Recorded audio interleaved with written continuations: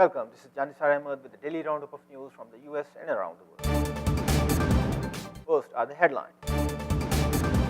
Southern California fire is out of control, forcing thousands to evacuate. GOP Senator Jeff Flake writes check to Democrat opposing Roy Moore. Panama slams inclusion on EU tax haven blacklist. Minority faith groups should feel their rights are the most secure in Pakistan, says the Supreme Court. Anil Kapoor and Madhuri Dixit will finally reunite on screen after 17 years. Also, a peace walk applauding the NYPD for making New York one of the safest big cities in the world was held at the 43rd precinct.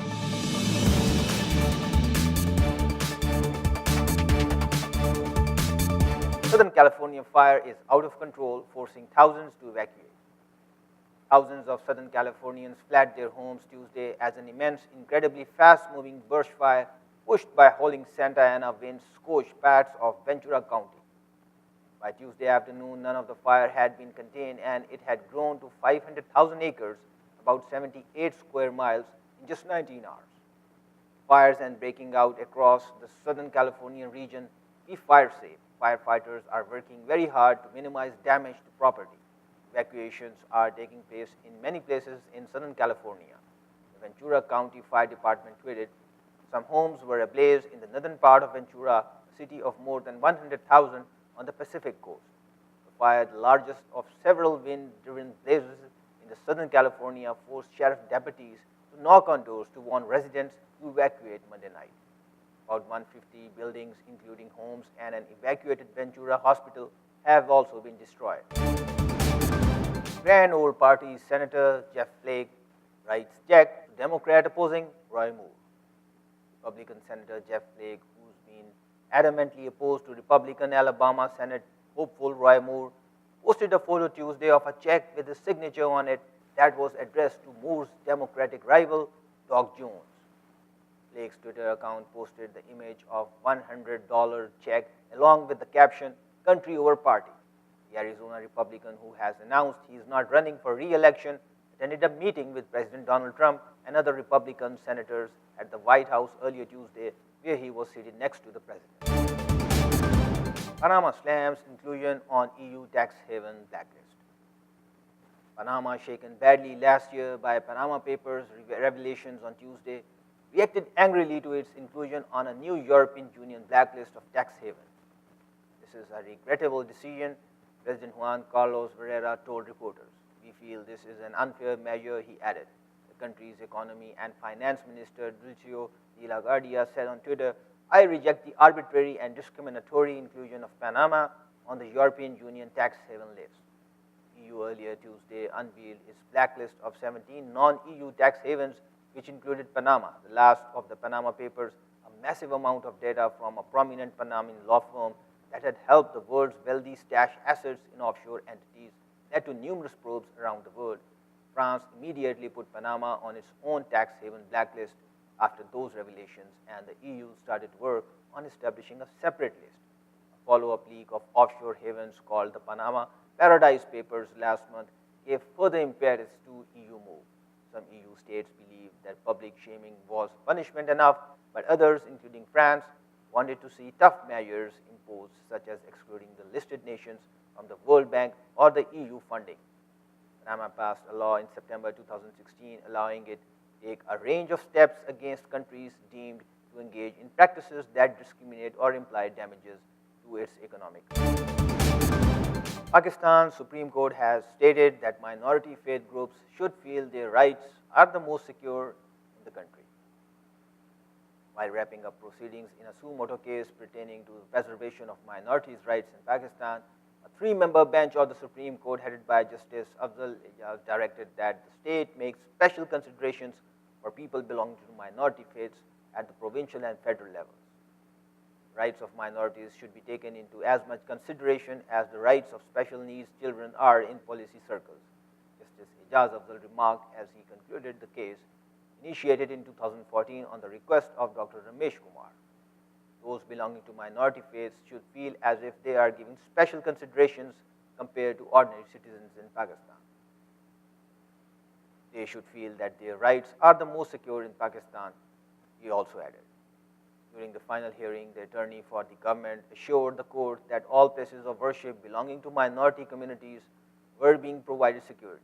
He also assured the court that the government was refurbishing Hindu places of worship and a temple in Khyber Pakhtunkhwa's Karak district, and reminded the court that the landmark Hindu Marriage Act had been passed earlier this year. He also assured the judges that of all the court's orders pertaining to minorities' rights were being implemented in Balochistan and Sindh as well. Anil Kapoor and Madhuri Dixit will reunite on screen after 17 years. Talk about a long-awaited reunion. Anil Kapoor and Madhuri Dixit are all set to reunite in Inder Kumar's upcoming film Total Dhamal after a gap of 17 years, reported Mumbai Mirror. I will be working with Anil after 17 odd years. I am really looking forward to it. It's a comedy and entertainment film, said Madhuri. Total Dhamal will be the third film in Dhamal series. Reportedly, the film will also star Ajay Devgan, Ritesh Deshmukh, and Arshad Varsi and Javed Jafri. Anil and Madhuri last worked together on screen in Pukar in 2000 and have previously given hit films like Beta, Parinda, Tezab, and Ram Lakhan. City Council New York reverses course, will no longer restrict access for City Hall reporters. City Council reversed course on Tuesday and said the press would no longer be barred from its sides of the City Hall. Council security had abruptly blocked reporters Monday from a swatch of public buildings, East Wing, that had been open for decades, putting new rules in place after Speaker Melissa Mark said she wanted to shield sensitive talks from public attention. The area was reopened Tuesday, and Council spokeswoman Robin Levine said only the Speaker's suite of office would be off limits.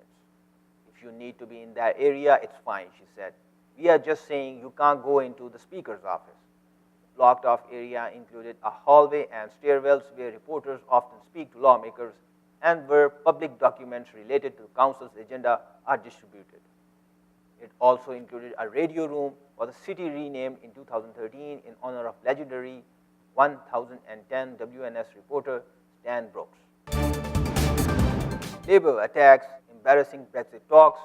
Ministers say no part of the UK will be treated differently in the Brexit talks, as Labour branded their approach an embarrassment. No agreement has been reached with the EU after a DUP backlash against proposals for the Irish border.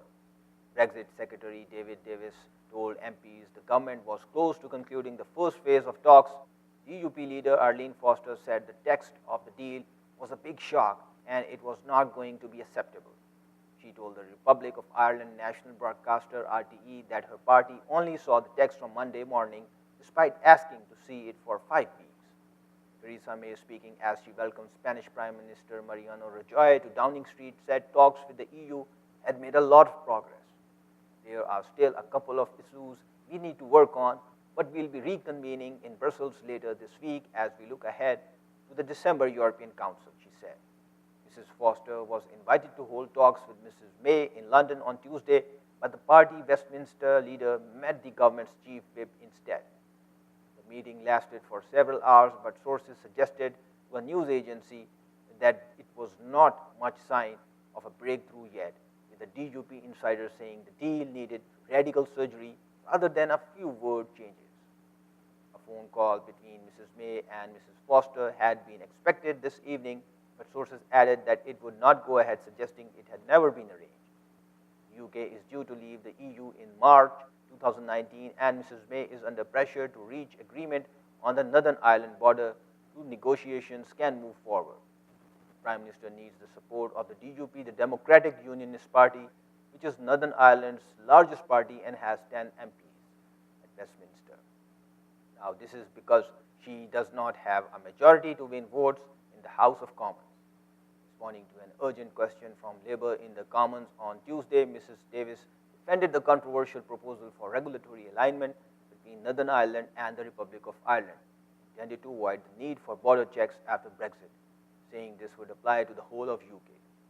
DUP is unhappy about any agreement which treats Northern Ireland differently.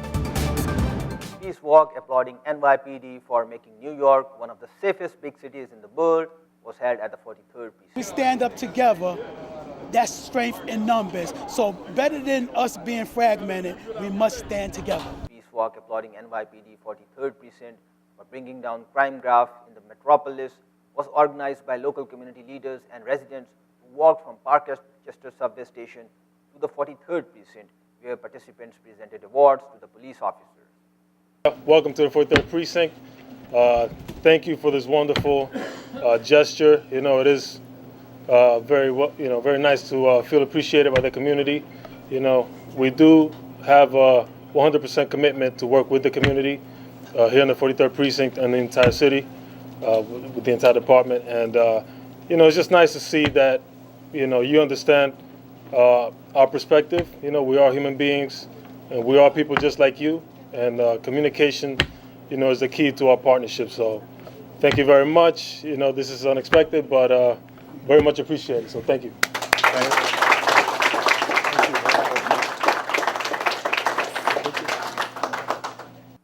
As they walked towards the precinct, the participants were warmly greeted by the drivers and bystanders who appreciated them for taking the initiative. The participants were holding posters saying, "Thank you NYPD for making New York one of the safest big cities in the world."